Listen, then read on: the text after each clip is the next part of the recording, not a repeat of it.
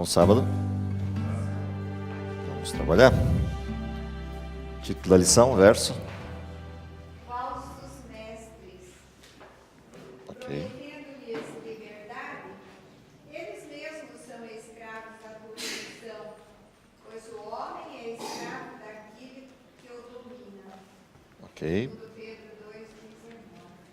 Perfeito. Antes da gente entrar na análise do texto dessa semana, que é o texto de 2 Pedro 2, vamos para os objetivos. O que a gente tinha para aprender essa semana, na continuidade do estudo do trimestre, o que a gente tinha como sentimento resultante desse aprendizado e qual a prática que deve envolver a nossa vida após esse conhecimento. Então, o primeiro objetivo que a gente tinha para aprender, qual era o conhecimento para essa semana?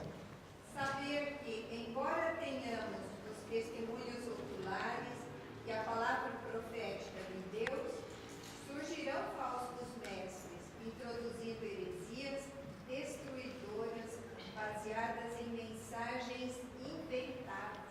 Ok. Portanto, tem como foco para essa semana uma questão bastante interessante da situação como a verdade e o engano se manifestam no mundo e da forma como Satanás se interpõe à verdade de Deus no mundo. E há basicamente duas formas que a lição dessa semana nos alertou. Uma delas é exógena ao cristianismo, ela é externa ao modelo, que são os ataques que o cristianismo, ou o ataque que Deus, na sua mensagem, sofre pela maneira direta que é a perseguição, ou seja, você tentar bloquear o evangelho pela extinção dele. Guerras, ataques, perseguições de toda ordem. Essa é uma das formas que Satanás utiliza-se no mundo para contrariar ou contrapor-se à verdade de Deus. Mas há uma outra forma, que é uma forma endógena ao modelo, é uma forma que acontece dentro do processo do evangelho, que é Satanás colocar por dentro da verdade pequenas variações ou grandes variações, isso depende do lugar ou do contexto, mas essas pequenas ou grandes variações colocadas de dentro para fora do modelo produzem uma extinção pelo colapso. Você cria cisões e mais cisões e mais cisões.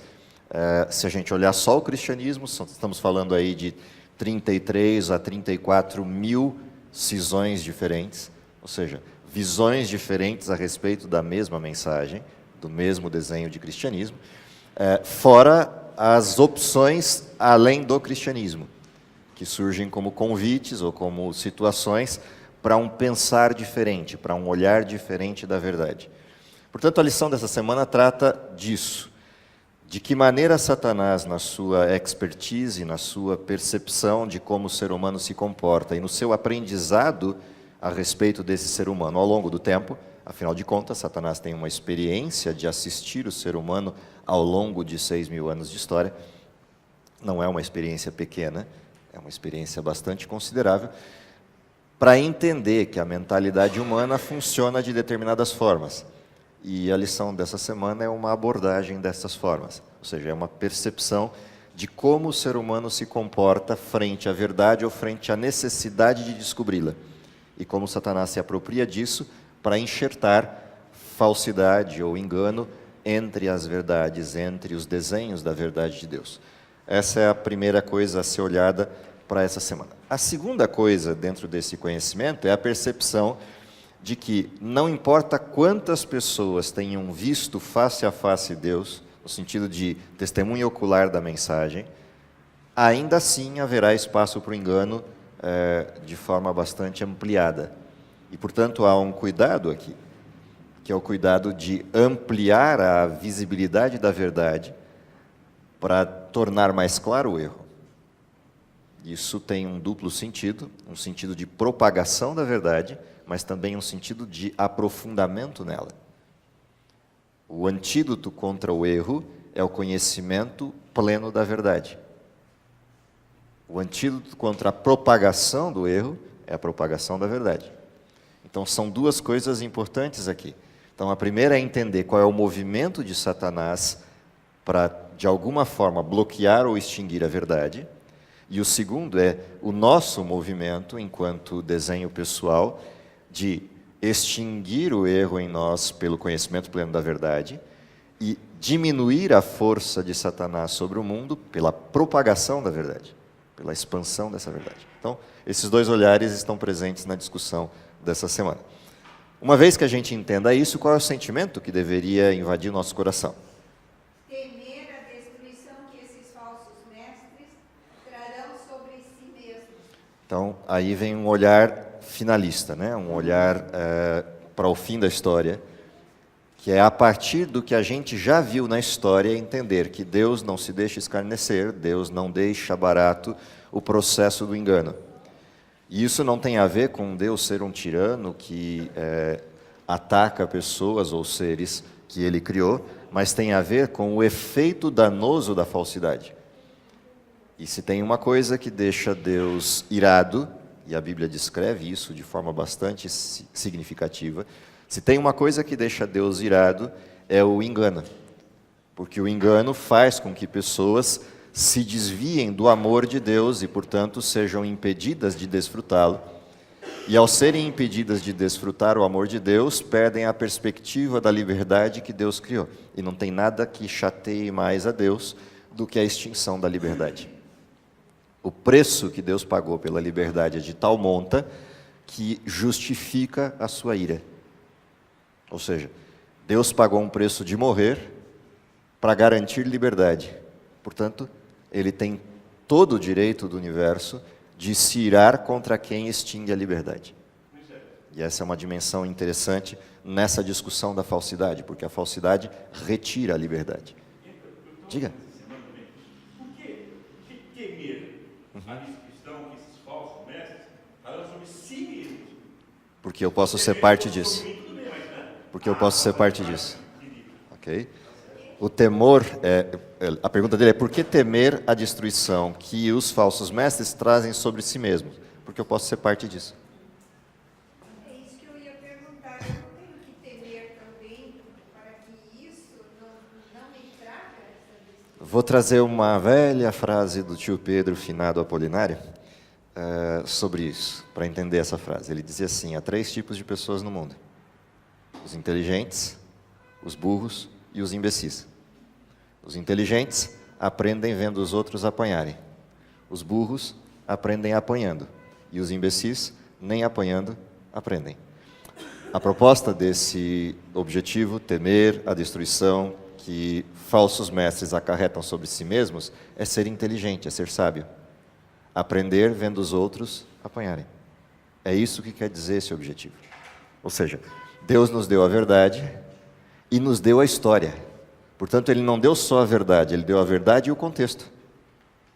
Ele deu uma verdade que é um conceito, mas deu o contexto para eu assistir essa verdade na prática. Então, toda vez que eu olho o engano do outro, ou o engano produzido pelo outro, e o que isso acarreta sobre ele, eu tenho a oportunidade de reconhecer que Deus antecipou para mim a verdade para eu nem passar pelo sofrimento de apanhar. É disso que esse texto está falando. Ou seja, aprenda vendo o outro apanhar. Olha para a história e não repita os mesmos erros. Se aprofunde na verdade e antecipe os erros futuros. Porque Satanás vai modificando as formas do erro, embora a essência seja sempre a mesma, mas a abordagem vai modificando porque a cultura muda. As pessoas mudam. O mundo, entre aspas a palavra, evolui no que diz respeito à sua propagação de conhecimentos estruturados. E isso produz novas modalidades de engano, novas formas de engano, embora a essência seja sempre a mesma. Então, é disso que o texto está falando. Okay? E isso nos leva a uma prática. Qual seria a prática? Estar alerta para poder distinguir o que é verdadeiro do que é falso. Que é o que a gente estava falando agora. Ou seja, se eu me aprofundo na verdade, se eu conheço plenamente a verdade, se eu me dedico a ela, a minha sensibilidade ao erro vai aumentando na mesma proporção. Na realidade, não exatamente na mesma, ela aumenta exponencialmente. Porque como a verdade é uma só e a multiplicidade do erro é quase que infindável na abordagem humana, quanto mais eu me aprofundo na verdade que é única, isso exponencia a minha sensibilidade às múltiplas formas do erro. Então, isso também é interessante de observar como desenho para essa semana. Posto esse desenho, vamos ao texto base. Eu não vou me deter nos textos secundários dessa semana, porque eles são repetições da mesma história. São textos interessantes, mas são repetições. Eu quero olhar particularmente para o texto de Pedro, o texto de Pedro, 1 Pedro 2, que vocês já leram, mas a gente dá um repasse para olhar os diversos aspectos por onde Pedro enxerga as distinções, as variações possíveis do modelo da verdade, por essa falsidade que se instalaria, por esses falsos mestres que seriam abordados por aí. Os bons filhos a casa tornam. Prazer em vê-lo. Vamos lá. 2 Pedro, capítulo 2, versos 1 em diante. Abre lá, vamos acompanhar juntos. Então, o texto de Pedro é uma sequência do que a gente vem estudando. Se a gente vem prestando atenção nas abordagens até aqui, você vai tendo um desenho de como deveria ser a igreja cristã e todas as questões que envolvem o comportamento da igreja cristã. É isso que a gente veio olhando em 1 Pedro e agora no início de 2 Pedro. Aí ele dá um break nessa situação e fala, vamos olhar de novo, vamos observar de novo essa estrutura, porque no meio desse pacote de verdades previstas para o povo de Deus, haverão variações. Pessoas vão se levantar contra essas verdades e produzir variações. E ele começa o texto assim, e também houve entre o povo, percebe que é histórico, então olhe para trás e veja o que aconteceu. Também houve entre o povo falsos profetas, como entre vós haverá. Portanto, o engano se recicla e cicla. Okay? Se recicla porque assume novas abordagens e cicla porque ele se repete. Então, olhando para isso, o que Pedro, ao olhar para frente, está tentando advertir.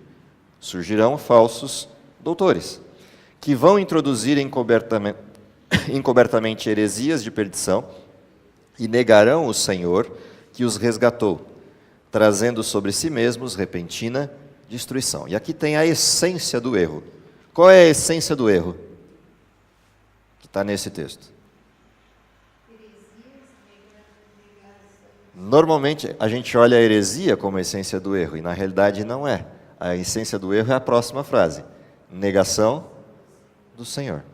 Por que surge uma heresia? Porque se eu nego o Senhor, que é a fonte da verdade, e é a verdade personificada, qual é a consequência? O efeito colateral é a heresia. Portanto, a heresia não é a essência do erro, ela é o dano colateral. Toda heresia, todo erro começa pela negação de Deus. É quando eu nego Deus como fonte de verdade, ou Ele como absoluta referência da verdade, portanto, é quando eu nego a fé neste Deus, é que a heresia aparece. E isso não importa a dimensão.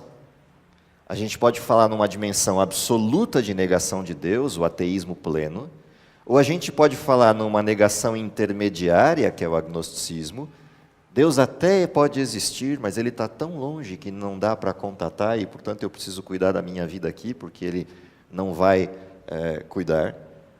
Ou até mesmo, dentro da estrutura de fé cristã, negação de Deus em pequenas posições, em pequenos aspectos da vida. Olha, esse aspecto aqui eu não quero que Deus cuide. Cuida de todo o resto, mas esse aqui deixa que eu me viro. Não importa qual seja o volume dessa negação, na hora que ela ocorrer, ela será imediatamente substituída por uma heresia, porque a heresia não é uma doutrina falsa necessariamente. Ela pode ser um comportamento variado. Pode ser uma escolha pequenininha variada.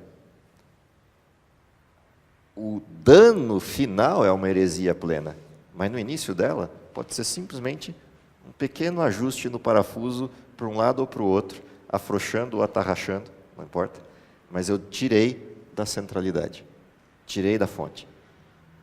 A partir daí começam as heresias, o dano colateral. Isso, no primeiro momento, o texto descreve que nasce de um processo encoberto. Ou seja, você faz uma pequena variação, mas não quer que ninguém perceba que você fez. E aí isso começa a dilacerar o entorno. Primeiro a você mesmo e depois o entorno. Bom, É disso que Pedro está falando. É desse tipo de cuidado que Pedro está falando. Dado que é assim, continua o texto, e muitos seguirão suas dissoluções, pelos quais será blasfemado o caminho da verdade. Ninguém erra e fica sozinho com erro. Por uma coisa básica do erro, todo erro produz culpa, senso de culpa. Há um ser responsável por esse senso de culpa, que é o Espírito Santo. Já estudamos sobre ele. A função dele primária é nos advertir constantemente das variações. Quando começa uma variação, ele vai lá e começa a cutucar. Olha, cuidado, olha, presta atenção.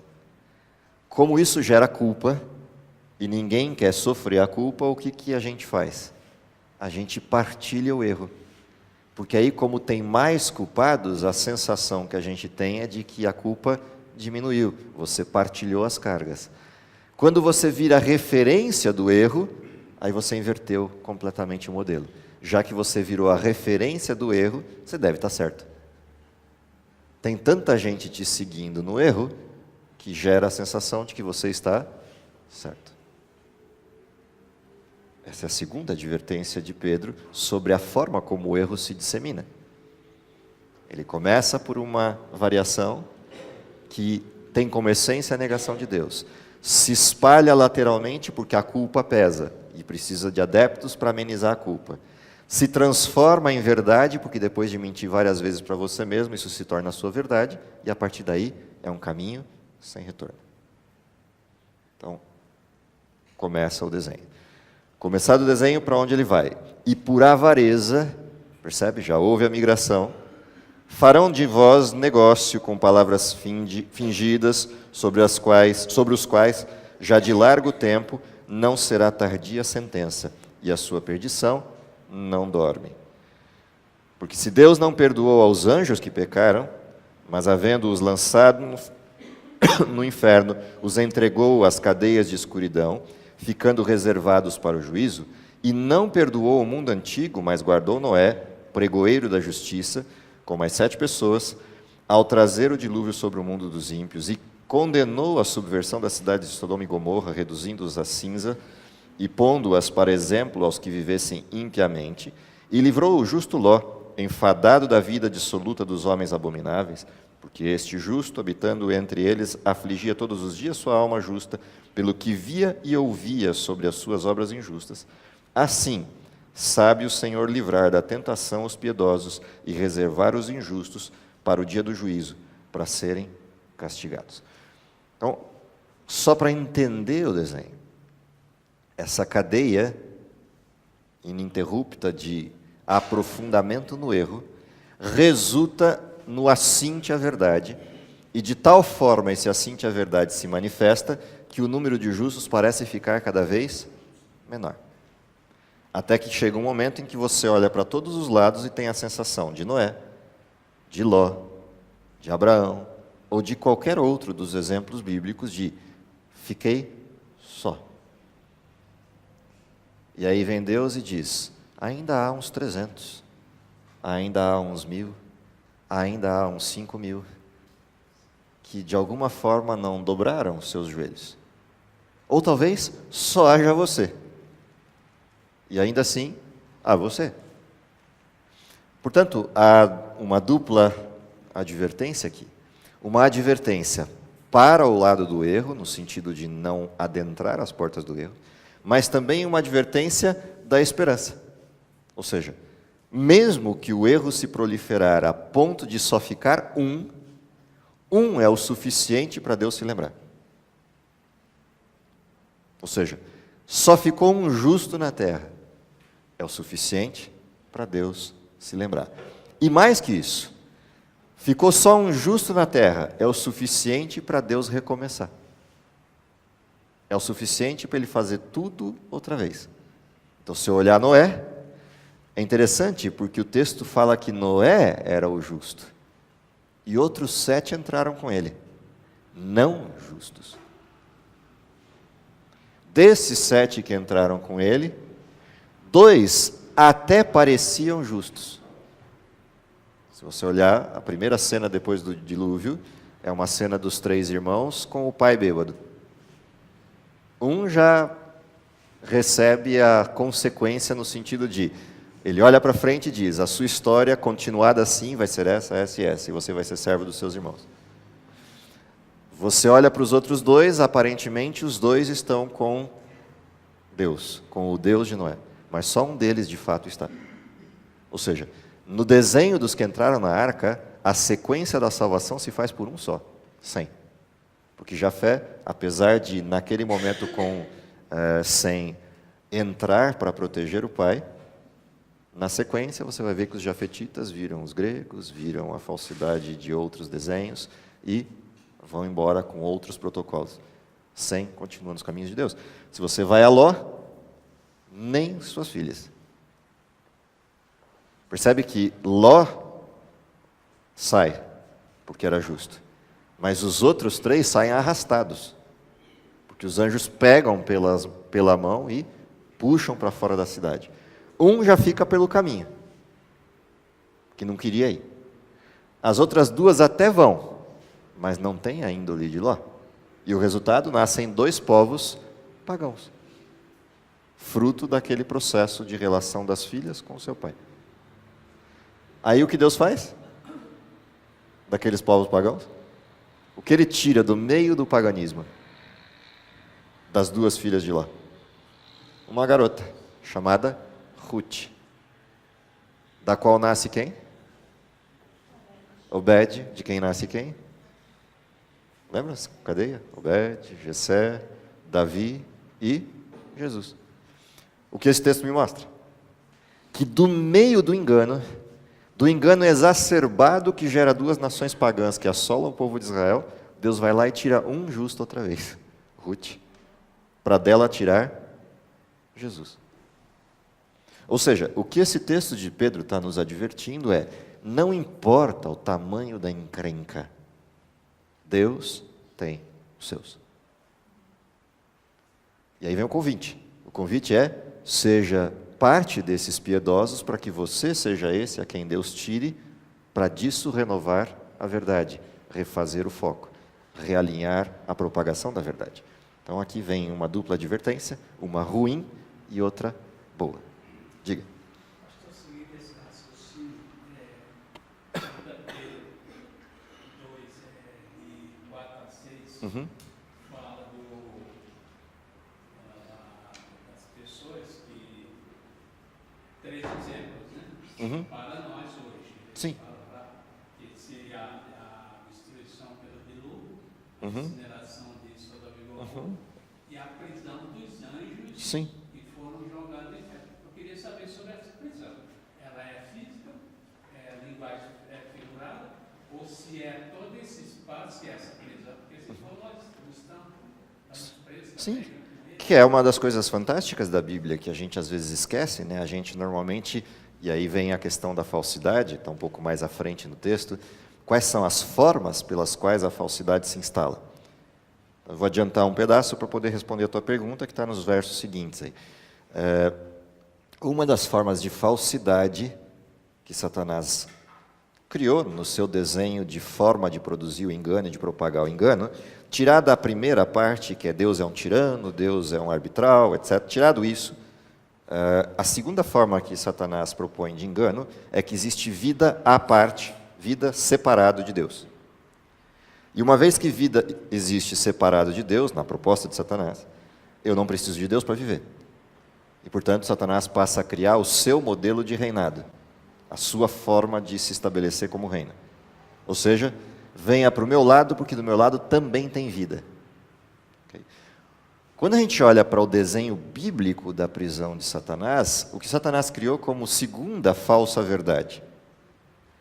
A de que existe um lugar onde o mal habita. E que esse lugar onde o mal habita é um lugar de vida perpétua.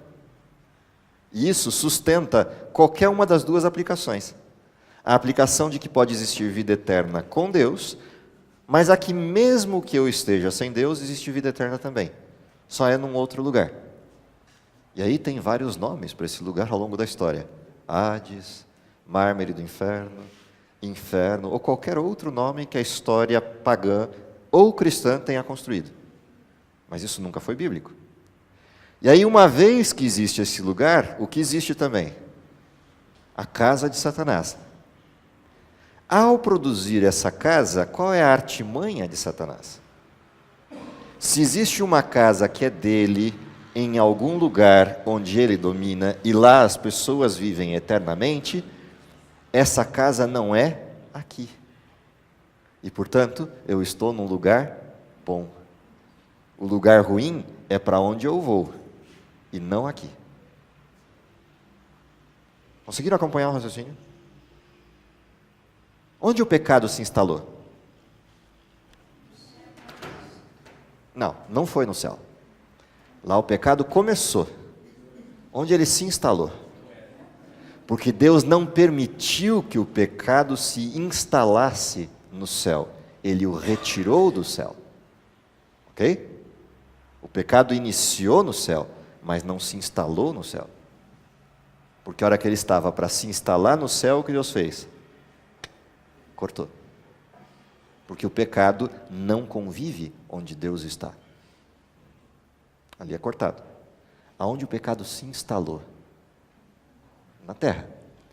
Abre Gênesis capítulo 1 e vê o nome da terra.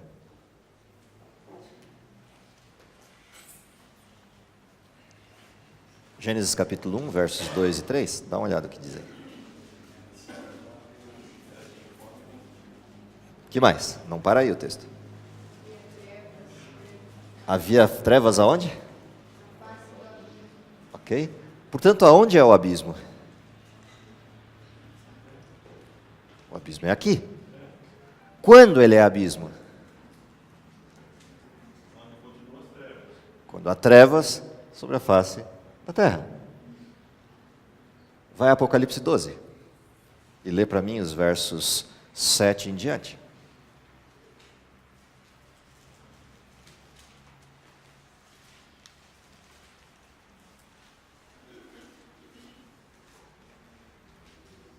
Quem encontrou e quiser ler, à vontade.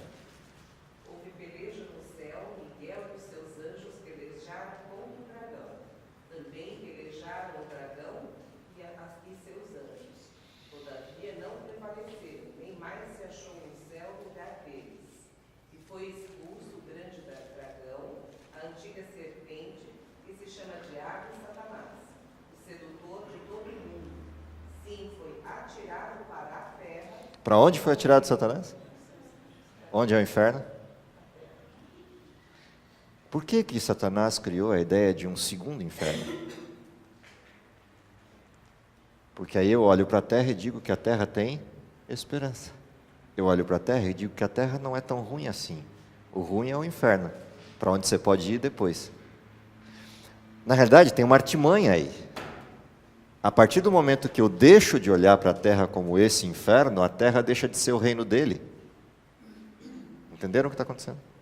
Quando Jesus vem à terra, o que diz o texto que descreve a vinda de Jesus?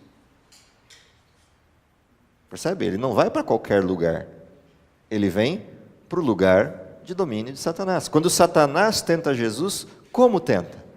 Tudo isto te entrego. Apenas que prostrado me adores. Tudo o quê? O espacinho de Satanás, o tal do inferno, ou a terra? De quem é a terra? Dá uma olhada em Apocalipse 4 e 5. Não vamos ler inteiro, obviamente, mas só dá uma olhada nos títulos que estão aí. O que diz no texto do capítulo 4? Qual é o título? Onde está isso? Beleza. O que diz o 5?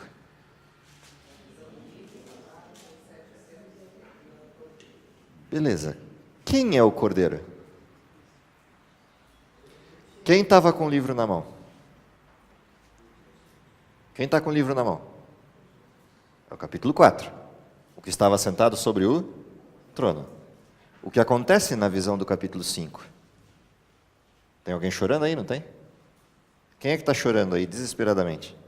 No capítulo 5. Verso 4, dá uma olhada ali. Quem está chorando? Por que ele está chorando? Não havia ninguém digno para abrir o livro. Para lá. Que livro é esse? E por que João está chorando? Olha o que diz o sujeito que está do lado de João. Não chores. Por quê? Olha os termos que estão aí. O leão da tribo de Judá, a raiz de Davi, que venceu para abrir o livro e desatar os seus selos, ele está chegando. Aliás, já chegou. E aí ele olha e vê o quê? Um cordeiro tal qual sido morto, de pé ao lado do trono. E ele se dirige a quem está sentado no trono e toma da mão o livro. Que livro é esse? Abre a tua Bíblia em Levíticos 25. Desculpa derivar, mas não tem outro jeito de eu responder a pergunta dele. O que diz aí? Levíticos capítulo 25, qual é o título? Que ano é esse? Vai lá no título do verso 8. Tem título na sua Bíblia no verso 8? O ano do? O que era isso? O que era o ano do jubileu? Lembra o que era o ano do jubileu? De quem era a terra? Quando Deus chamou Israel para ir para a terra prometida. De quem era a terra? Era de Israel ou era de Deus? De Deus. E Deus concedeu a terra a Israel. Por quanto tempo? O tempo do jubileu. 49 anos. A terra é para o meu uso. No ano do jubileu, eu devolvo a terra a seu dono, Deus. Mas não só. Ao longo dos 49 anos, eu não posso perder a terra. Deu uma seca, alguma coisa, fiz maus negócios, entrei em parafuso, preciso vender a terra. Por quanto tempo eu vendo a terra? Pelo número de anos que falta para o jubileu. Esse é o preço da terra. Deus tinha definido o preço, portanto, imobiliária naquele tempo não precisava calcular, já vinha o preço definido. Qual era o preço da terra? Quantos anos faltava para o jubileu? Era o tempo que qualquer um que comprasse a terra poderia usar a terra. Então, se eu comprar a terra no primeiro ano posterior ao jubileu, eu tenho 48 anos para usar. Se eu comprar a terra no último, eu só tenho 1 ano para usar. Portanto, a terra é mais barata no último ano do que é mais cara no primeiro ano, antes do processo dos 49. Esse era o preço da terra. Uma vez comprada a terra, cheguei e comprei a terra como estrangeiro, eu posso usar a terra porque eu comprei, mas a terra não é minha. Eu comprei o direito de uso. Quando chegasse o ano do jubileu, o que eu tinha que fazer com essa terra que eu comprei? Devolver aquele a quem Deus concedeu, ou aos seus descendentes, caso tivesse morrido. Mas podia surgir no meio desse caminho alguém que, parente meu ou amigo, tendo dinheiro, resgatasse a terra para mim. Apocalipse capítulo 5. Quem é digno de abrir o livro? Quando você terminava de fazer o negócio da terra, você imprimia a escritura, fechava a escritura e selava a escritura. E isso ficava na posse de alguém. Qualquer que resgatasse a terra era digno de quebrar o selo e devolvê-la ao seu dono. Olha o que diz o texto de Apocalipse 12. Se você chegar ali, vai dizer assim: vencemos pelo sangue do Cordeiro, e ele comprou com o preço do seu sangue de volta à terra. Mas ai da terra e do mar, porque o diabo desceu até vós, sabendo que pouco tempo lhe... Quanto falta para o jubileu? Pouco tempo lhe resta. Ora, por que Deus não tomou das mãos de Satanás na cruz a terra de volta? Porque tinha uma regra no ano do jubileu.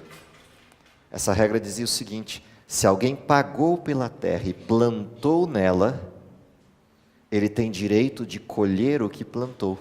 Então eu posso até resgatar a terra, mas por justiça, como ele plantou nela, ele tem direito de colher. Volta para o texto de 2 Pedro. Quem plantou na terra? Quem é que plantou nessa terra? Deus? Quem plantou nessa terra foi Satanás. Quem resgatou a terra? Deus, na cruz. Mas Deus é justo. Enquanto Satanás não colhe os seus, a terra está sob o seu uso. Ai da terra e do mar, porque o diabo desceu até vós, sabendo que tem pouco tempo. Portanto, Satanás intensifica seu trabalho do engano após a cruz, porque ele já sabe que a terra foi resgatada. E ele tem pouco tempo. Por isso a advertência de Pedro é grave. Se houve um tempo em que Satanás está preocupado em disseminar o engano, esse tempo é depois da cruz. Porque só tem um pouquinho de tempo até a terra ser entregue ao seu dono. Entendeu o desenho? Por que ele cria o inferno dentro do inferno? Porque ele cria um inferno fictício dentro do inferno verdadeiro? Porque eu começo a acreditar que essa terra tem saída, tem solução. E eu esqueço que o inferno é aqui, não é em outro lugar. Não existe um inferno queimante depois, porque não existe vida depois. Vida só existe em Deus, e não outro tipo de vida. Aí faz sentido o resto do capítulo 2, para a gente terminar o desenho. Respondida a sua pergunta, vamos lá. Paramos no verso 10. Mas principalmente aqueles que, segundo a carne, andam em concupiscências de imundície e desprezam as dominações. Atrevidos, obstinados, não receiam blasfemar das autoridades, enquanto os anjos, sendo maiores em força e poder, não pronunciam contra eles juízo blasfemo diante do Senhor.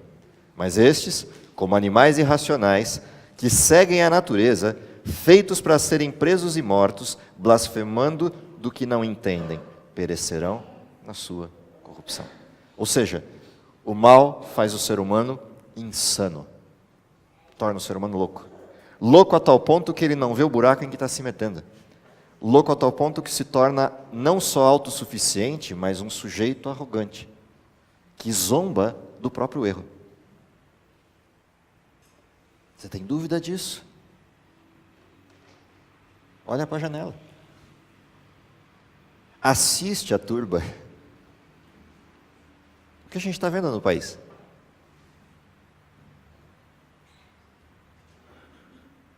A perda completa da vergonha e dos parâmetros, é isso que a gente está assistindo da janela para fora? Ou seja, não importa mais a verdade ou o erro, importam as circunstâncias em que isso é posicionado ou visto. Isso é a arrogância completa do desenho. Mas o pior, o que me assusta, não é olhar para fora da janela e ver uma corrupção exacerbada e a arrogância dela zombando da própria sorte ou da própria lei. Não é isso que me assusta mais. Me assusta mais a turba do que a arrogância. Me assusta a turba porque a turba perde a noção do direito. E aí o bonitão podia dar uma aula para nós de direito. Por exemplo, de quem ficou escutando ontem os diversos pronunciamentos. E eu os escutei todos até a hora do pôr do sol, enquanto eu estava no estacionamento esperando minha filha chegar. O que me assusta não é a arrogância do erro, é a turba quando perde a noção de que mesmo que o erro seja crasso como é, e evidente como está, uma vez que eu defini padrões pelos quais eu julgo o erro maior seria abandonar os padrões. Porque quem olhou aquilo desprovido dos sentimentos que todos nós temos pela dissolução do mal, ou seja, não há ninguém melhor do que nós para entender que o mal deveria ser extinto mesmo, e a gente tem a noção de que ele deveria ser extinto, mas eu não posso, em nome do mal, eliminar a justiça. Aquela que eu escolhi, independente de qual seja. No nosso caso, o direito romano. Os votos de ontem foram absolutamente técnicos. E tinham que ser mesmo, porque para você tomar um voto polêmico como o de ontem, ou você é técnico, ou você escancara a sua mediocridade. E foram técnicos. Se eu tivesse que usar o padrão do direito, mesmo não gostando do direito romano, como eu não gosto, prefiro o saxão, mas independente de, foram técnicos. Eu não posso, em nome da escrachada corrupção, negar a justiça. Porque se fosse inocente quem tivesse sentado lá, ao negar a justiça, eu neguei a justiça de todos. Mas a turba perde a noção da verdade. Esse é o desejo de Satanás. Quando ele exacerba a corrupção, não é com o corrupto que Satanás está preocupado, é com o desvio de foco da multidão. Porque na ânsia de fazer justiça, a multidão se torna a turba nas mãos dele. E isso me chamou a atenção nos votos de ontem, porque eu esperava uma outra abordagem, mas veio uma abordagem estrita do direito, no mais alto grau, diga-se de passagem. E aí, se eu estiver errado, me corrija, mas foi o que eu vi. Portanto, entendam o seguinte, o que Satanás pretende, agora tirando desse exemplo social e trazendo para o exemplo religioso, é gerar a turba. Porque é só uma turba enfurecida que pode destruir definitivamente o que sobrar da verdade. Entende por que o desenho final da história é o mundo inteiro se voltando contra os justos? Esquecendo suas diferenças ideológicas e se centrando na acusação contra alguém. Ou seja, ali, tanto faz ser judeu ou grego, ser islâmico ou ateu, todos se voltam contra os que seguem a Deus. Eliminam suas barreiras para se voltar contra o inimigo comum. É essa a minha sensação ao olhar o desenho de ontem. Não porque quem estava sendo julgado não seja corrupto, porque já está mais do que demonstrado. Mas não é por isso que eu me preocupei. Me preocupa mais a turba enfurecida, sem conhecimento do que faz. Porque isso é uma ilustração clara do que esse texto de Pedro está advertindo. A produção do engano é a geração da turba. Os líderes são apenas os líderes do engano. É a turba que me preocupa. E o texto continua dizendo, recebendo o galardão da injustiça, pois que tais homens têm prazer nos deleites cotidianos, nódoas são eles e máculas, deleitando-se em seus enganos, quando se banqueteiam convosco. Tendo os olhos cheios de adultério e não cessando de pecar, engodando as almas inconstantes, tendo o coração exercitado na avareza, filhos da maldição. Os quais, deixando o caminho direito, erraram, seguindo o caminho de Balaão, filho de Beor, que amou o prêmio da injustiça, mas teve a repreensão da sua transgressão. O mudo jumento, falando com voz humana, impediu loucura do profeta. Estes são fontes sem água, nuvens levadas pela força do vento, para os quais a escuridão das trevas eternamente se reserva. Porque falando coisas muito arrogantes de vaidades, engodam com as concupiscências da carne e com as dissoluções aqueles que se estavam afastando dos que andam em erro. Portanto, qual é o alvo do laço? Os que estão iniciando a transição do erro para a verdade. Esse é o alvo do laço. Porque esse é fácil de laçar. Ele ainda não tem raiz. É aqui que está o alvo. É aqui que está a cena principal. Dado que essa é a cena principal, qual é a promessa?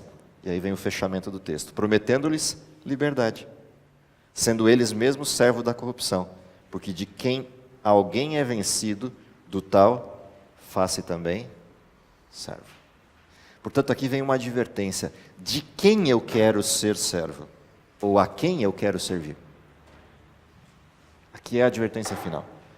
Eu posso servir aquele que morreu pela minha liberdade, ou eu posso servir aquele que promete liberdade, mas não me entrega nada, para provar que a liberdade está com ele. Ele me entrega promessas. Deus me entrega fatos. Essa é a diferença. Enquanto o mundo me promete promessas de uma benesse, Deus vem e me entrega o fato consumado de uma morte. Essa é a distinção. Isso é a coisa louca do Evangelho, para pegar carona nos textos do Novo Testamento. Louca porque Deus entrega o fato antes de eu sequer saber. Ele antecipa tudo.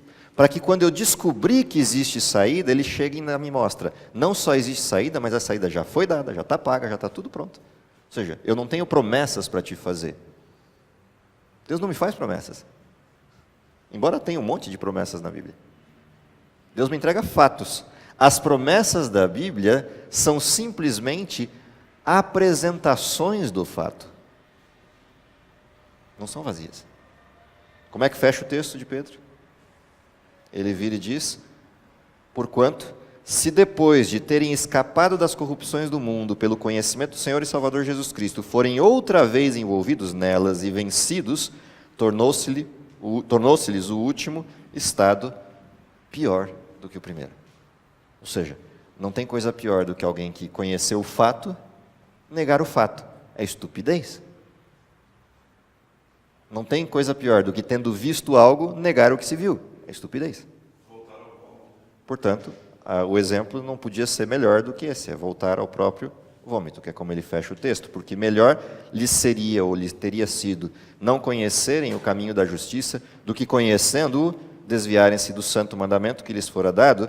Deste modo, sobreveio-lhes o que por um verdadeiro provérbio se diz: o cão voltou ao seu próprio vômito, a porca lavada ao espojadouro da lama. Por que é tão grave a advertência de Pedro? Por causa da próxima frase que está na sequência. Qual é o título do próximo capítulo? Entenderam por que é grave a advertência? Na realidade, Pedro está vendo um desenho pela frente, reproduzido nas palavras lá que ficaram imortalizadas do Enoque de Oliveira: ouço os passos de um Deus que se aproxima. Bom, nessa abordagem repetida por ele do texto, e citada por ele nos seus textos, essa abordagem de ouço os passos de um Deus que se aproxima é uma advertência para dois caminhos: levantar as mãos aos céus e dizer amém, ou correr enquanto há tempo. É com isso que Pedro está preocupado, é isso que Pedro está olhando quando observa a sua igreja e a adverte: cuidado, estão surgindo entre vocês ervas daninhas, minando a verdade, desviando o foco, criando falsas noções, e essas falsas noções, pequenas ou grandes, desviarão da esperança, desviarão a fé. E aí, literalmente, é voltar ao desenho da lama. O que a gente faz com tudo isso? Duas coisas. Coisa número 1, aprofunda as raízes. Ou seja, se já conhece, conhece mais. Primeira coisa. Segunda coisa, não fica só com as raízes. Produz galhos, produz folhas e produz fruto. Ou seja, aprofunda a raiz para você não perder o tronco, mas propaga os galhos para que mais pessoas tenham a mesma sombra e tenham a chance de conhecer a verdade. São as duas grandes advertências da lição dessa semana. Que a gente realmente conheça a verdade plenamente, mas que ela não fique restrita a gente. Que ela se propague enquanto há tempo, porque Deus concedeu tempo para Satanás, porque ele é justo, mas Deus também concedeu tempo para os seus filhos, para que mais pessoas o conheçam. Deus não retarda sua promessa. Antes, é bondoso, longânimo, misericordioso, não querendo que ninguém se perca, antes que todos cheguem ao arrependimento. Pedro, de novo, capítulo 3. Que seja essa a nossa realidade, é o meu desejo para vocês e para mim, até que a gente possa vê-lo face a face e se cumpra o que está escrito nesse texto de forma definitiva. Vamos orar?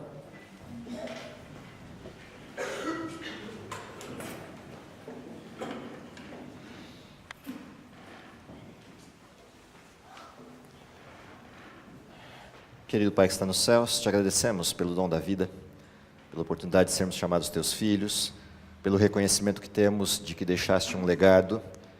Em primeiro lugar, um legado natural, através da criação, um legado pessoal, na presença do teu Filho, mas também um legado escrito que nos permite, a despeito da distância dos fatos, reconhecermos que esses fatos foram realidade no passado e continuam sendo hoje.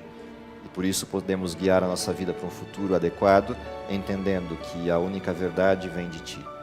Para isso pedimos o poder do Teu Santo Espírito, que nos ajude a compreender a Tua verdade, nos aprofundar nela, mas não só isso, propagá-la a pessoas que ainda não conhecem, para que Te conheçam como único Deus verdadeiro e o aguardem nas nuvens do céu.